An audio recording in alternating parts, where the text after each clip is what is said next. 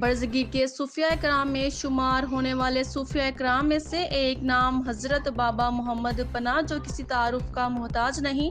حضرت بابا محمد پناہ کا سالانہ عرس کا آغاز زائرین رنگ برنگے جھنڈے اٹھائے ٹولیوں کی صورت میں عقیدت مند دربار بابا محمد پناہ پہنچنا شروع ہو گئے۔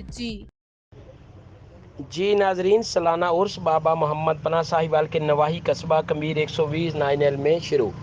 عقیدت مند ٹولیوں کی صورت میں رنگ برنگے جھنڈے اٹھائے قافلوں کی صورت میں پہنچنا شروع ہو گئے۔ ڈویژنل انتظامیہ نے 2 روزہ چھٹی کا اعلان کر دیا۔ ناظرین، یہ بات قابل ذکر ہے کہ عرس گندم کی کٹائی سے کچھ دن پہلے شروع ہوتا ہے، جو کہ کئی لوگوں کے روزگار کا سبب بنتا ہے، کیونکہ اس میں منڈی مویشیاں بھی لگتی ہے اور اس کے ساتھ ساتھ چھوٹے لیول پر زرعی آلات کی نمائش بھی کی جاتی ہے، جس میں زائرین کافی دلچسپی لیتے ہیں۔ اس موقع پر انتظامیہ کی جانب سے زائرین کے لیے فل پروف سیکورٹی انتظامات کیے گئے۔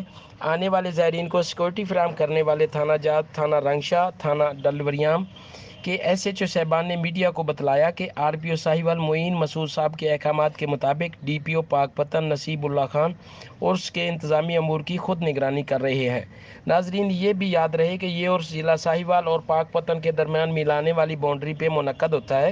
اس میں دونوں اضلاع کی انتظامیہ زائرین کو سیکورٹی دینے کی ذمہ داری نبھا رہے ہیں۔ Nazir Ahmed Chaudhry, bureau chief, JN news, پاک پتن۔